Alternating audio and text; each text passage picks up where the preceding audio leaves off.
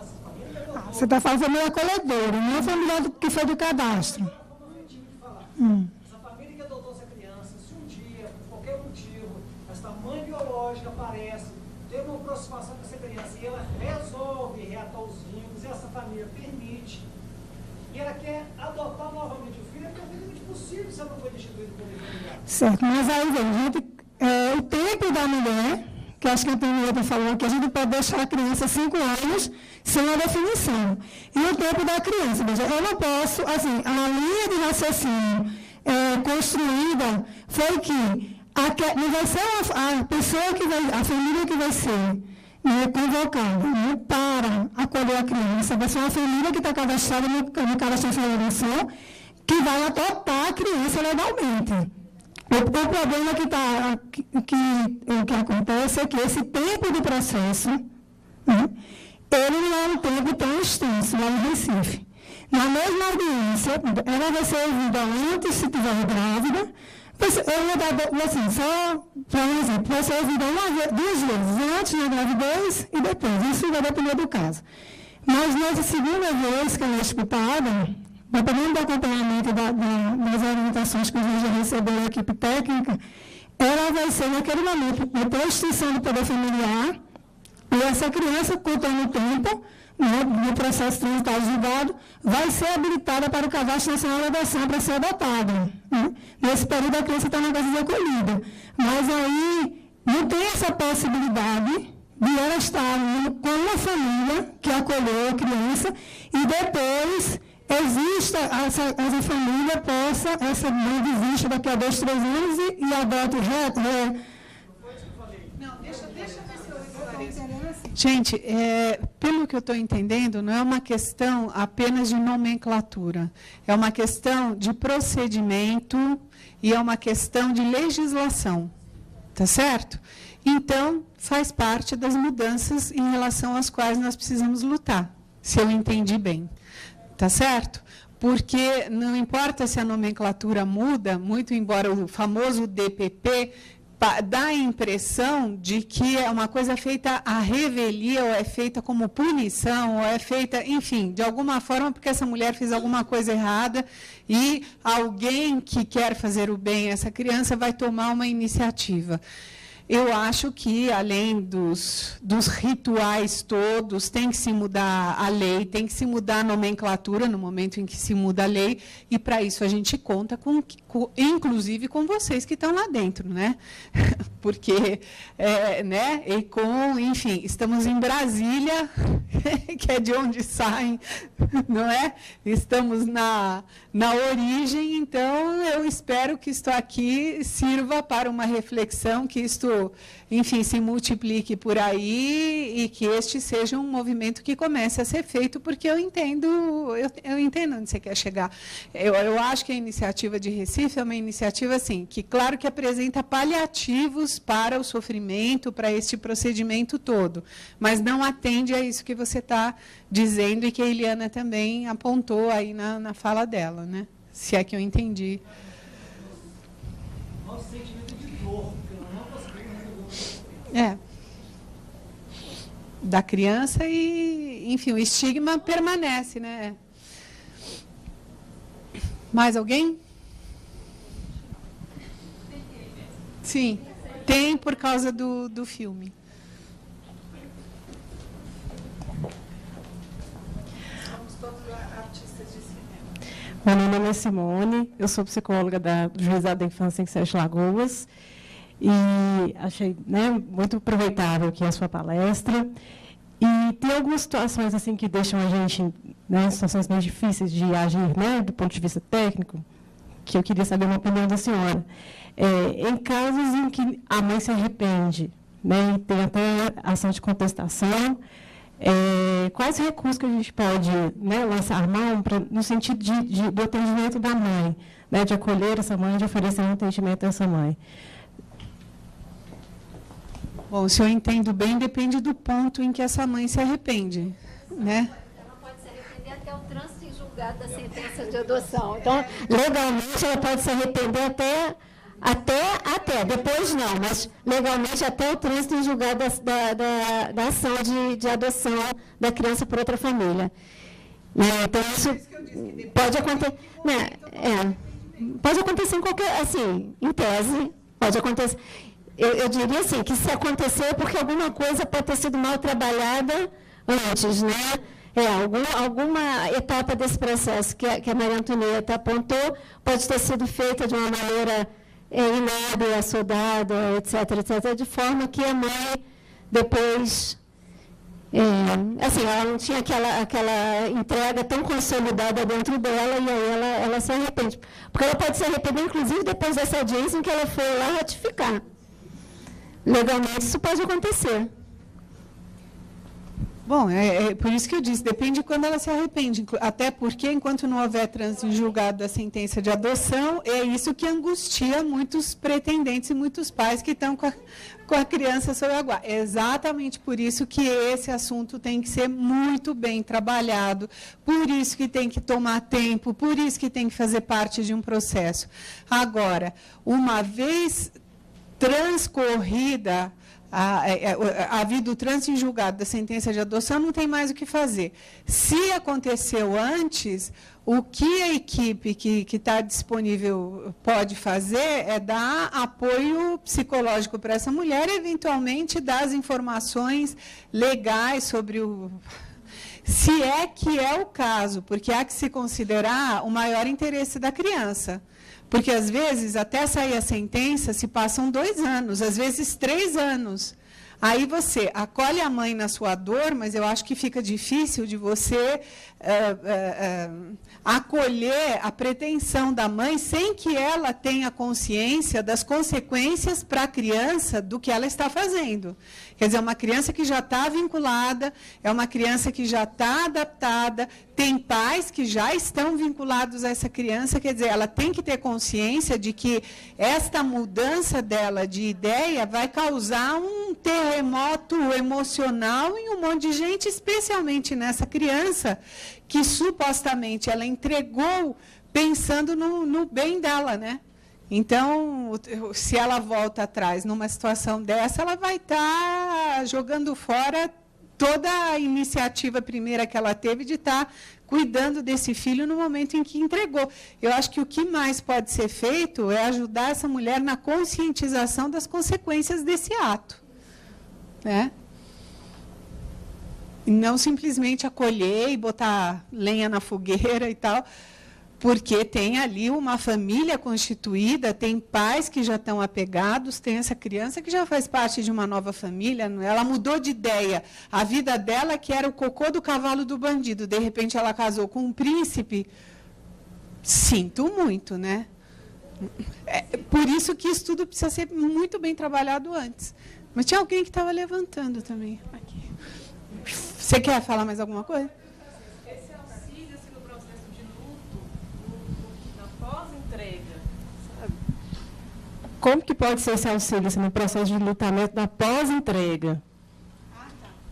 Bom, mas aí é diferente de ela se arrepender, né? O processo de enlutamento é um processo em caso de arrependimento.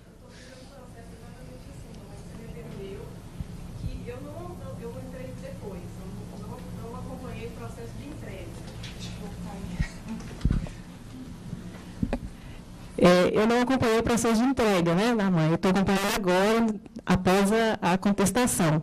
E eu vejo que é um arrependimento que eu tenho percebido que tem a ver um pouco com esse luto que ela não conseguiu fazer, apesar dela ter tido um acompanhamento da assistente social na época. Então, eu fico pensando em estratégias para auxiliá-la nesse luto, né, e facilitar até a compreensão disso que você falou, da conscientização. Essa criança já está com outra família há bastante tempo. Tem 3 anos que essa criança já está com outra família. Mas ela contestou bem no início, né, coisa da tramitação do processo. Gente, tragédias, né? Enfim, ela contestou no início, a coisa se arrastou. Sabe, aí você está me perguntando que dói, em quem dói mais, o que... Não sei, não sei. Não sei, o acompanhamento que você... O problema é o seguinte, é difícil você fazer um enlutamento e aceitar uma perda contra a qual você está esperneando desde o começo, né? É difícil. Se ela entrou com esse processo, com essa mudança de ideia logo em seguida, é difícil ela encontrar conformação do que você dizer, bom, 3 anos depois, sua vida mudou, etc., etc., pensa no seu filho, pensa no bem-estar dele, pensa, enfim... Talvez fazer contato com essa família, ver é que aqui a gente tem uma cultura de adoção que o filho adotivo é nossa posse, né? Em outras culturas existe adoção aberta em que, vamos dizer assim, a possibilidade do contato da mãe biológica com a família que adota atenua muitas vezes esse processo de luto, porque permite à mãe, por exemplo, saber como o filho está indo, se está vivo, se está morto, se está bem integrado na família, se está feliz, facilita. Mas até a gente chegar na adoção aberta no Brasil, a gente vai comer alguns quilos de sal, como dizia minha avó, né? De pitadinho em pitadinho, a gente vai levar alguns muitos anos aí. Bom, queria aproveitar primeiro para parabenizar a sua iniciativa de escrever, né, de documentar sobre a sua prática, que a gente sente necessidade. Tivemos recente um debate, né, uma oportunidade de comemoração do Dia Nacional da Adoção. Seu nome foi citado em todas as palestras. Foram 6, né, 6 mesas temáticas e todas te citaram. Então, parabenizar por isso.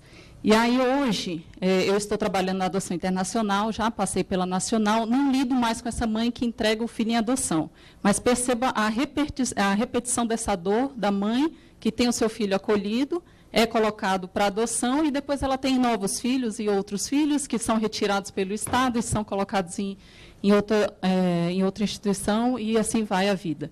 Então, minha pergunta é, como é que eu posso auxiliar essa mãe, né, a processar também? Ela conhece o rostinho do filho, ela viveu com esse filho um tempo, mas foi retirado dela, ela não entregou. Mas no momento em que não há condições de mudança de vida, ela, de alguma forma, também, né, referendou essa entrega em adoção. Ela permitiu que esse filho fosse também colocado. Então, como ajudar essa mãe?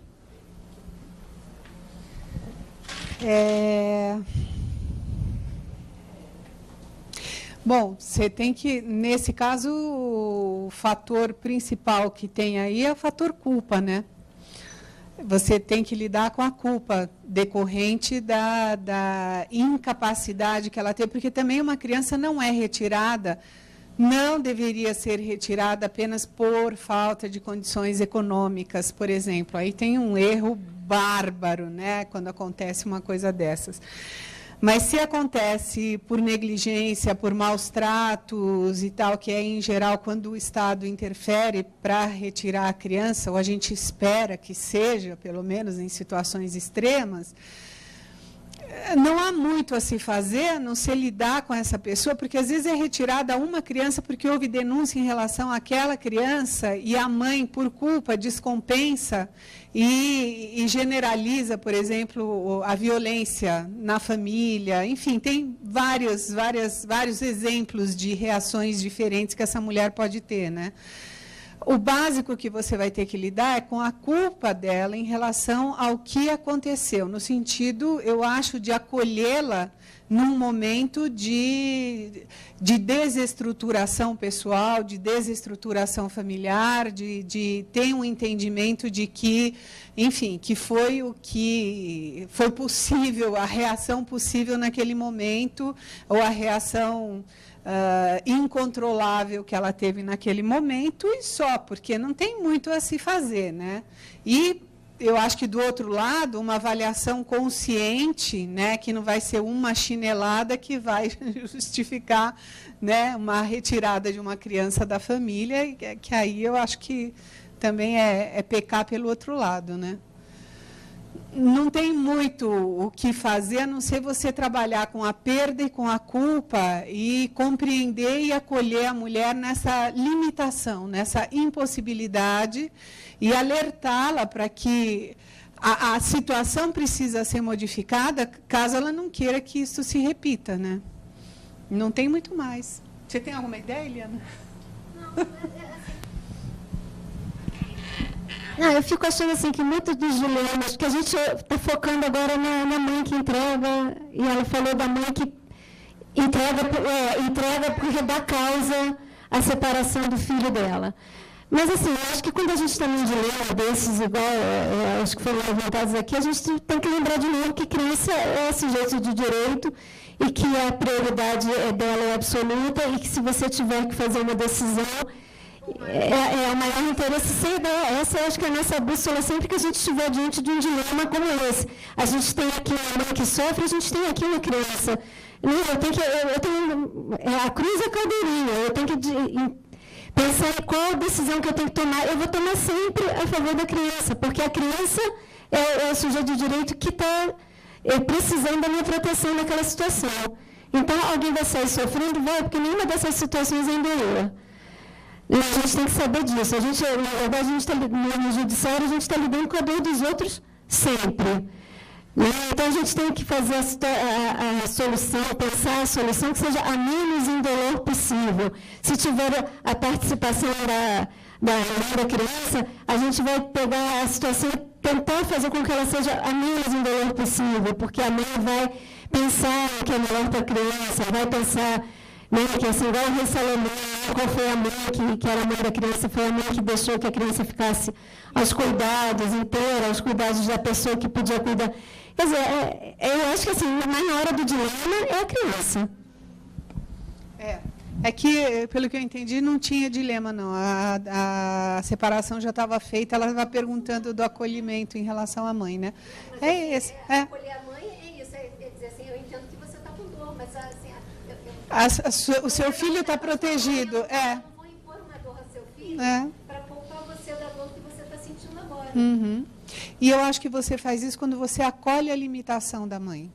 Quando você acolhe e compreende e não acusa e culpabiliza. Eu vou acolher, abraçar a mãe, eu vou consolar a mãe, mas eu não vou fazer o que ela quer. Não. Não, até porque acabamos. Acabou nosso tempo, gente. Eu fico pensando é que nesse momento a gente deve de novo voltar para a perspectiva da rede, né? Eu não sei se você é do judiciário, você que fez a pergunta, mas se essa mulher está no judiciário e a gente identifica, né, que ela está precisando de cuidados, né, o acolhimento que a gente vai poder fazer ali é muito pontual, né, focal, mas eu acho que cabe aí uma articulação com os serviços da rede, né, com os serviços de saúde, fazer um encaminhamento para que haja um acompanhamento dela, né, num ambulatório de psicologia, dependendo da situação, ou de psiquiatria, né, dependendo da avaliação que a gente fizer. Então, esse trabalho de rede, tanto, né, antes dessa mulher fazer a entrega, tanto antes dela até ter o bebê, quando isso já está sendo identificado, né, pela equipe de saúde da família ou por algum outro agente da rede, e durante todo o processo, acho que inclusive no pós-entrega, acho que a gente deve criar estratégias de articulação, né, com esses outros serviços.